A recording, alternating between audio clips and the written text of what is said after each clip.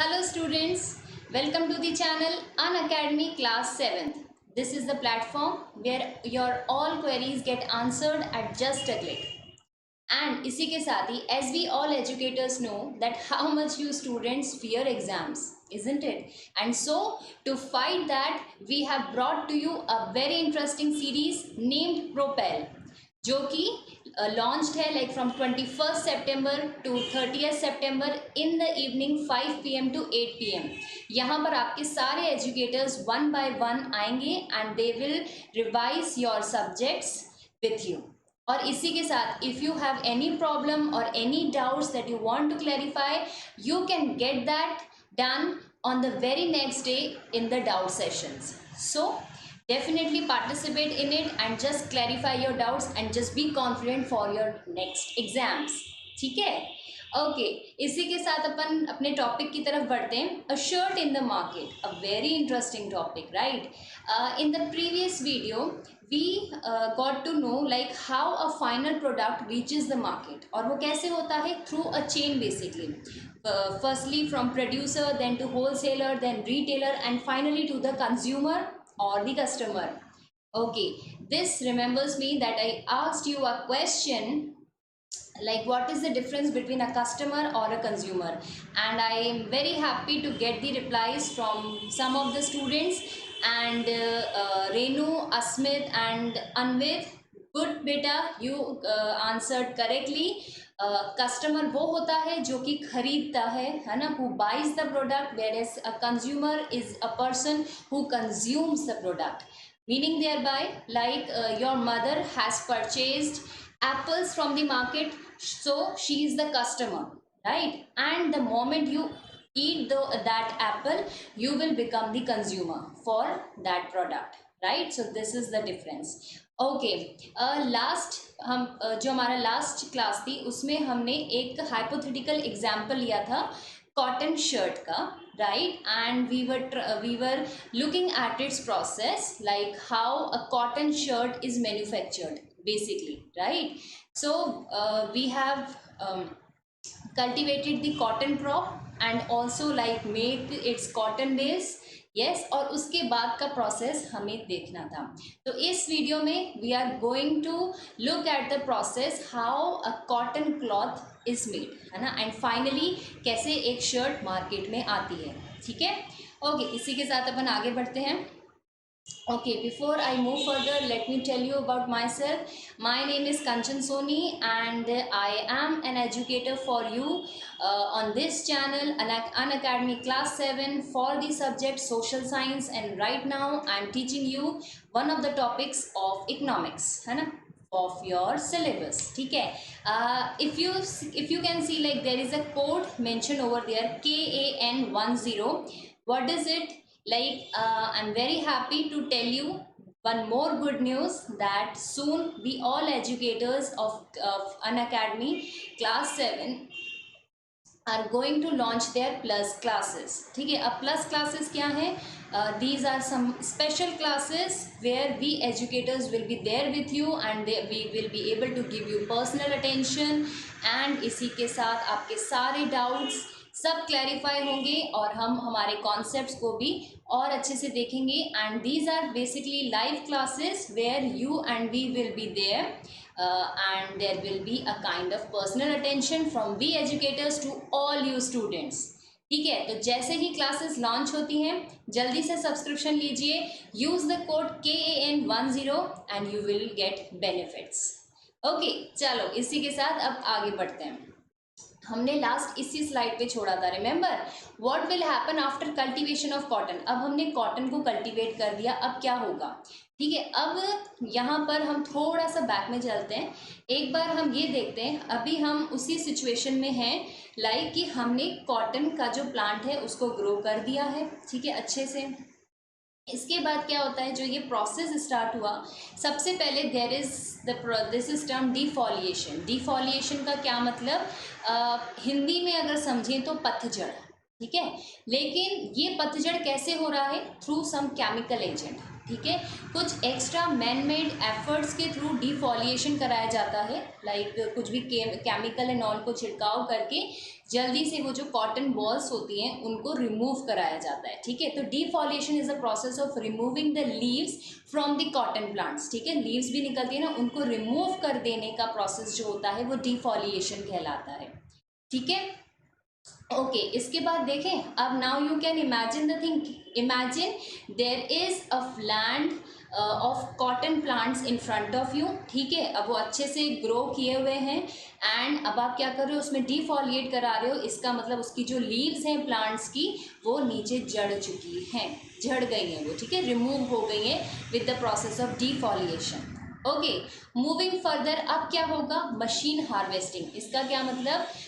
हम हार्वेस्ट करेंगे मशीन के थ्रू। इसमें क्या है? A single machine harvest the cotton and removes large contaminants from the cotton fibres and forms it into bales, है ना। अब एक चीज़ यहाँ पर ये समझो, लास्ट क्लास में हमने मैन मेड कॉटन बेल्स बनाए थे, राइट। यहाँ पे क्या हो रहा है? देखो, सब मशीन के थ्रू चल रहा है, यहाँ केमिकल्स यूज हो रहे हैं, ठीक है। तो अभी हम उसी पॉइंट पे वापस आ गए जहाँ पे सिर्फ कॉटन प्लांट ग्रो किया था, ठीक है। सबसे पहले हमने उसकी लीव्स को झड़वाया, डिफोलिएट करवाया, फिर उसके बाद लास्ट वाली क्लास में क्या था? हमने हाथ से किया था, है ना। एक टोकरी में लोग खड़े हुए थे और वो जो कॉटन बॉल्स थे उनको कलेक्ट कर रहे थे और फिर उनके बेल्स बनाए थे, राइट। यहाँ पे हम मशीन के थ्रू काम कर रहे हैं, ठीक है। सिंगल मशीन क्या करती है? जो कॉटन का जो प्लांट है उसमें से जो कॉटन वॉल्स हैं उनको निकाल करके अच्छे से, और उसमें जैसे कुछ कुछ ऐसे डर्ट या कुछ ऐसे कंटामिनेंट्स, मतलब जो गंदगी या समथिंग है, उसको रिमूव करते हुए अपन कॉटन फाइबर को इकट्ठा कर रहे हैं और उसके कॉटन बेल्स बना रहे हैं, ठीक है। मशीन हार्वेस्टिंग है। बेल्स मतलब वो जो बड़े बड़े अपन ने नहीं देखे थे सिलेंड्रिकल शेप में, उनके गोला टाइप का बना दिया था, रिमेंबर दैट इमेज?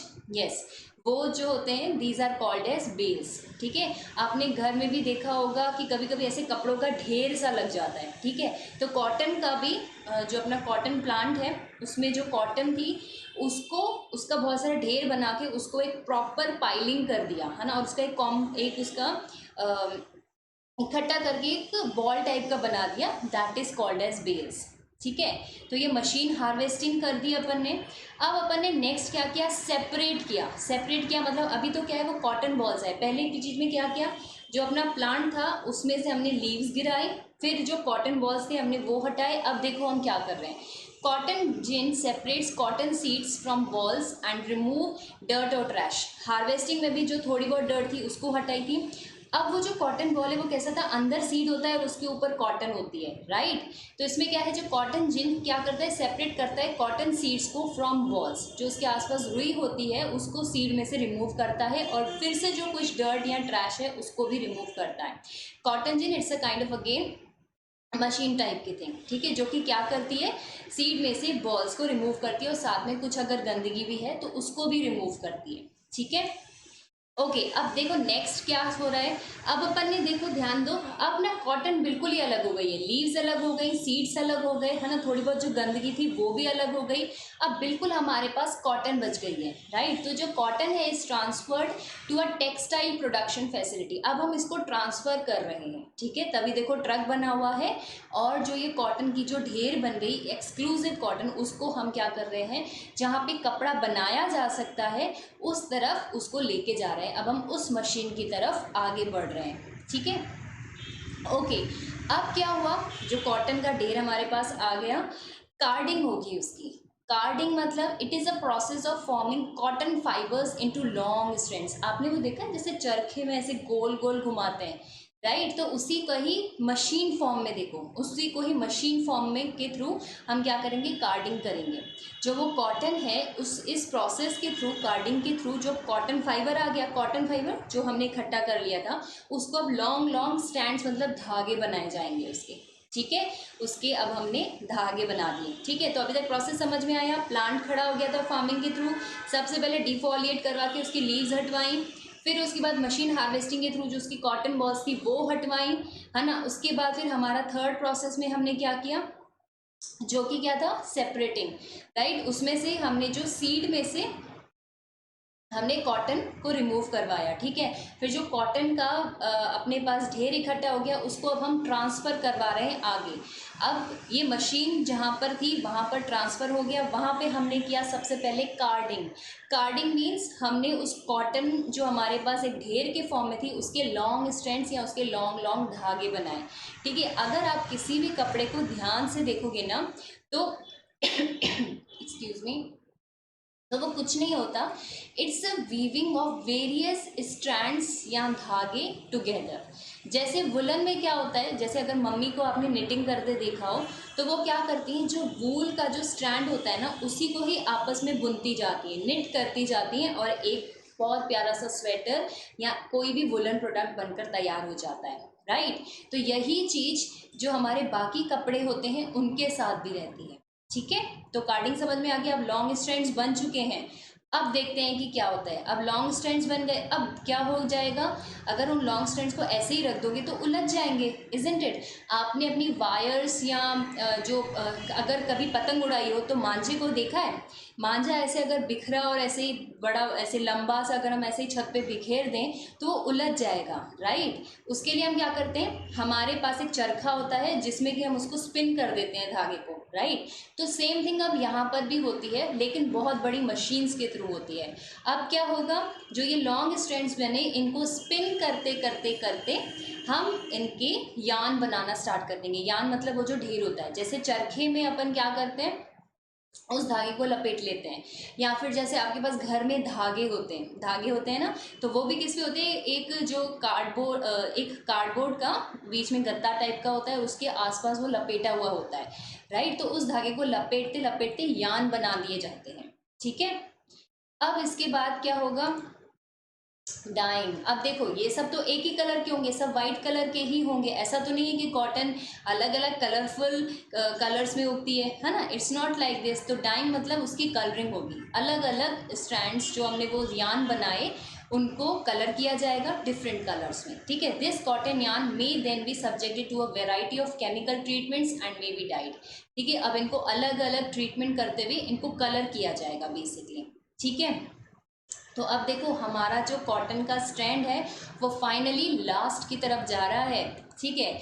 और इसके बाद क्या होगा, फाइनली जैसे हमारे अलग अलग धागे बनके तैयार हो गए, ये क्या होंगे, it is woven into a particular type of textile material such as a bedsheet, T shirt और पेयर ऑफ ब्लू जीन्स, ठीक है। सबसे पहले क्या होगा, एक क्लॉथ मटेरियल बनाया जाएगा, है ना। अपनी कॉटन की बेडशीट्स भी आती हैं उनको भी वोवन किया जाएगा।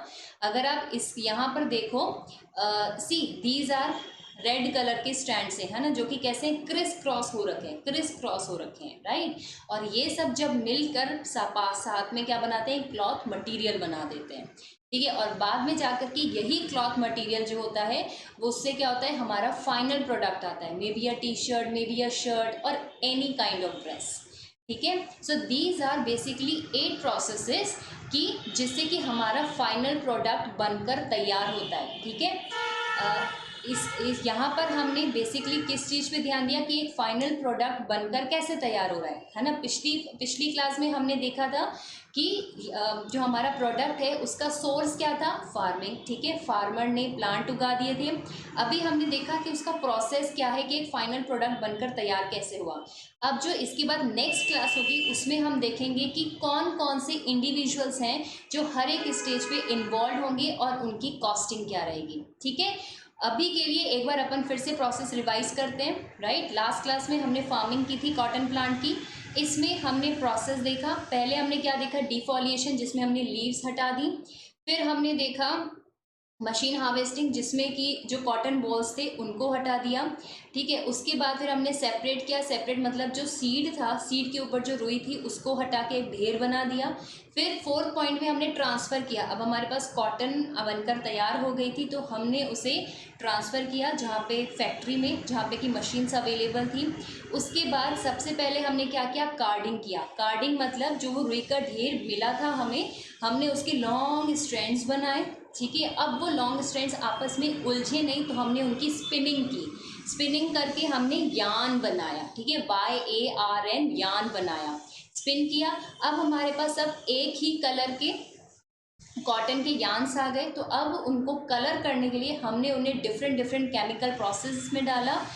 डिफरेंट केमिकल प्रोसेस में डाला मतलब बहुत बार होता है ना, कलर हमने चढ़ा तो दिया बट कलर निकल गया, तो डिफरेंट केमिकल प्रोसेस करने पड़ते हैं ताकि कलर फेड अवे ना हो जाए। ठीक है, तो यही चीज़ की केमिकल प्रोसेस से हमने अपना यार्न को निकाला ताकि उसका जो कलर है वो प्रॉपर तरीके से हो सके। और उसके बाद फाइनली क्या किया, वो जो स्टैंड आए थे उनको आपस में ववन करते हुए हमने हमारा टेक्सटाइल मटेरियल जो था वो बनाया। जैसे उस जो भी क्लॉथ मटेरियल है, हम उसका बेडशीट ले सकते हैं, उसका टी शर्ट या एनी टॉप, एनीथिंग जो भी हमें चाहिए हम वो फिर उससे बना सकते हैं।